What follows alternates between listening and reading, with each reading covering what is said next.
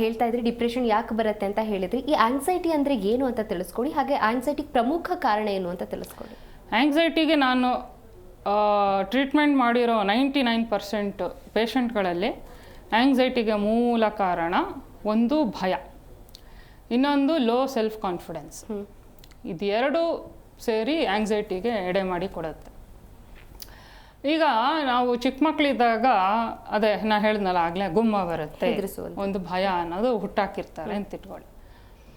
So ಆ ಮಗುಗೆ ಆ ಪ್ಲೇಸಿಗೆ ಹೋಗೋದು ಅಂದ್ರೇ ಭಯ ಆಗುತ್ತೆ. ಅವರು ದೊಡ್ಡವರಾದ್ಮೇಲೂ ಆ ಒಂದು ಪ್ಲೇಸು ಅಂದರೆ ಸಬ್ಕಾನ್ಷಿಯಸ್ ಮೈಂಡ್ ಆ ಪ್ಲೇಸಿಗೆ ಹೋಗ್ಲಿಕ್ಕೆ ಬಿಡಲ್ಲ. ಈಗ ಕೆಲವರು ಹೇಳ್ತಾರೆ ನಾವು ಇಂಥ ಪ್ಲೇಸಿಗೆ ಹೋಗಬೇಕು ಅಂದ್ಕೊಂಡಿರ್ತೀವಿ, ಬಟ್ ಹೋಗೋಕ್ಕೆ ಆಗೋದಿಲ್ಲ. ಸೊ ಈ ಸಬ್ಕಾನ್ಷಿಯಸ್ ಮೈಂಡಲ್ಲಿ ಯಾವುದೋ ಒಂದು ಜನ್ಮದಲ್ಲಿ ಆ ಪ್ಲೇಸಲ್ಲಿ ಇವ್ರಿಗೆ ಕಹಿ ಅನುಭವ ಆಗಿರೋದನ್ನು ಸ್ಟೋರ್ ಮಾಡ್ಕೊಂಡಿರುತ್ತೆ. ಹಾಗಾಗಿ ಇವರು ಆ ಪ್ಲೇಸಿಗೆ ಹೋಗಬೇಕು ಅಂದಾಗ ಸಬ್ಕಾನ್ಷಿಯಸ್ ಮೈಂಡ್ ಇವ್ರನ್ನ ಅಲ್ಲಿ ಹೋಗ್ಲಿಕ್ಕೆ ಬಿಡೋದಿಲ್ಲ, ಏನೋ ಒಂದು ರೀಸನ್ ಆಗಿ ತಡೆ ಹಿಡಿತಾ ಇರುತ್ತೆ. ಈ ಥರ ಹಲವಾರು ಕಾರಣ ಇರುತ್ತೆ ಆಂಗ್ಸೈಟಿ ಬರಲಿಕ್ಕೆ. ಆಮೇಲೆ ಮಕ್ಳುಗಳಿದ್ದಾಗ ಕಂಪೇರ್ ಮಾಡೋದು, ದೊಡ್ಡವನು ಬಹಳ ಜಾಣ ಆಗಿರ್ತಾನೆ ಅಂತ ಇಟ್ಕೊಳ್ಳಿ, ಅವನ್ನೇ ಜಾಸ್ತಿ ಹೊಗಳೋದು, ಚಿಕ್ಕ ಮಗುನ ದಡ್ಡ ಅಂತ ಬೈಯೋದು, ಕಂಪೇರ್ ಮಾಡೋದು. ಆವಾಗ ಆ ಮಗುಗೆ ನಾನು ದಡ್ಡ, ಯಾವುದಕ್ಕೂ ಯೂಸ್ ಇಲ್ಲ, ವಿಷ ಬೀಜ ಬಿತ್ಕೊಂಡ್ಬಿಡುತ್ತೆ ಮನಸ್ಸಲ್ಲಿ.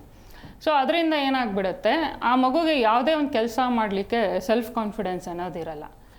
ಪ್ರೊಯಾಕ್ಟಿವ್ ಆಗಿ ಯಾವುದೇ ಒಂದು ಇದರಲ್ಲಿ ಮುಂದೆ ನುಗ್ಗಿ ಹೋಗೋದು, ಸ್ಟೇಜ್ ಫಿಯರ್ ಅಂತೆಲ್ಲ ಹೇಳ್ತಾರಲ್ಲ, ಇದೆಲ್ಲ ಹಾಗೇ ಕ್ರಿಯೇಟ್ ಆಗೋದು. ಚಿಕ್ಕ ಮಕ್ಕಳಲ್ಲಿ ನಾವು ಅವ್ರ ಮನಸ್ಸಿನಲ್ಲಿ ಯಾವ ರೀತಿ ಒಂದು ನೆಗೆಟಿವ್ ಥಾಟನ್ನು ಇಂಡ್ಯೂಸ್ ಮಾಡಿರ್ತೀವಿ, ಸೊ ಅದರಿಂದಾಗಿ ನಮಗೆ ಈ ಸೆಲ್ಫ್ ಕಾನ್ಫಿಡೆನ್ಸ್ ಅನ್ನೋದು ಇರೋದಿಲ್ಲ. ಇದರಿಂದಾಗಿ ಆಂಗ್ಸೈಟಿ ಕ್ರಿಯೇಟ್ ಆಗುತ್ತೆ.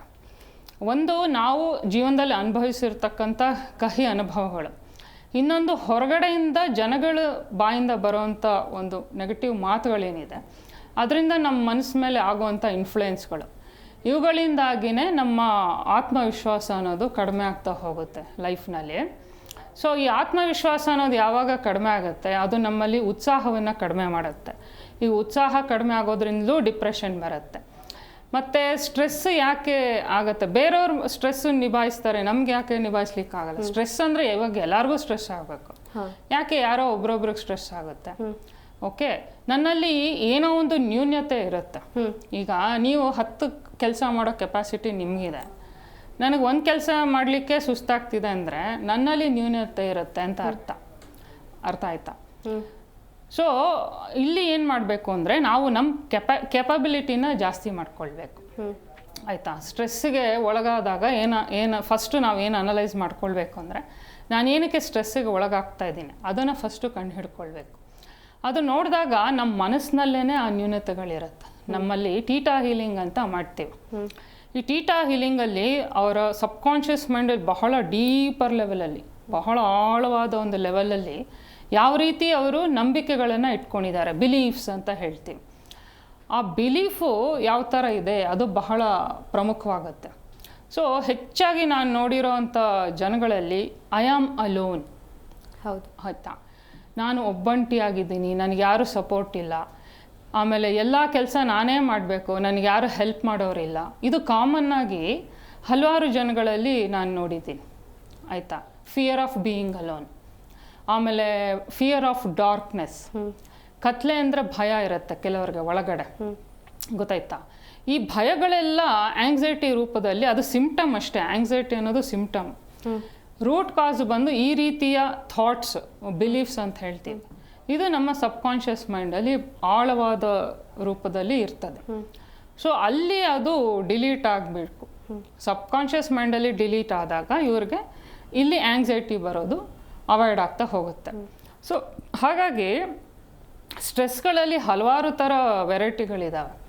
ಸೊ ನಾನಿಲ್ಲಿ ಸಜೆಸ್ಟ್ ಮಾಡೋದೇನು ಅಂದರೆ, ಸ್ಟ್ರೆಸ್ ಅಂದ ತಕ್ಷಣ ನೀವು ಭಯಕ್ಕೆ ಒಳಗಾಗೋ ಅಗತ್ಯ ಇಲ್ಲ. ಸುಮ್ಮನೆ ನಿದ್ರೆ ಮಾತ್ರೆಗಳು ತೊಗೊಳ್ಳೋದು, ಟೆನ್ಷನ್ ಕಡಿಮೆ ಆಗಲಿಕ್ಕೆ ಮಾತ್ರೆಗಳು ತೊಗೊಳ್ಳೋದು, ಅದೆಲ್ಲ ಅಗತ್ಯನೇ ಇಲ್ಲ. ನನಗೇನಕ್ಕೆ ಸ್ಟ್ರೆಸ್ ಆಗ್ತಾ ಇದೆ ಅದನ್ನು ಕಂಡು ಹಿಡ್ಕೊಂಡು ಅದ್ರ ಮೇಲೆ ವರ್ಕ್ ಮಾಡಿದಾಗ ನಮಗೆ ಖಂಡಿತವಾಗಿ ಪರಿಹಾರ ಸಿಗತ್ತೆ. ಇದು ಹೇಗೆ ಅಂತಂದರೆ, ಮೇಲೆ ಛಾವಣಿಯಿಂದ ನೀರು ಸೋರ್ತಾ ಇದೆ ಅಂತ ಇಟ್ಕೊಳ್ಳಿ, ನಾವು ಛಾವಣಿಗೆ ಪ್ಲಾಸ್ಟರ್ ಹಾಕಬೇಕು, ನೀರನ್ನು ಒರೆಸ್ತಾ ಇದ್ರೆ ಅದು ನೆವರ್ ಎಂಡಿಂಗ್. ಹೌದು, ಗೊತ್ತಾಯ್ತಾ? ಸಿಂಪ್ಟಮ್ಗೆ ನೀವು ಪರಿಹಾರ ಕೊಡ್ತಾ ಇದ್ರೆ ಅದು ನೆವರ್ ಎಂಡಿಂಗ್. ಇವತ್ತು ನಿಮಗೆ 50 mg ಕೊಟ್ಟಿರ್ತಾರೆ, ನಾಳೆ 100 mg ಕೊಡ್ತಾರೆ, ನಾಡಿದ್ದು 500 mg, ಹೀಗೆ ಇನ್ಕ್ರೀಸ್ ಆಗ್ತಾ ಹೋಗುತ್ತೆ ಹೊರತು ಪರ್ಮನೆಂಟ್ ಸೊಲ್ಯೂಷನ್ ಅಲ್ಲ ಅದು.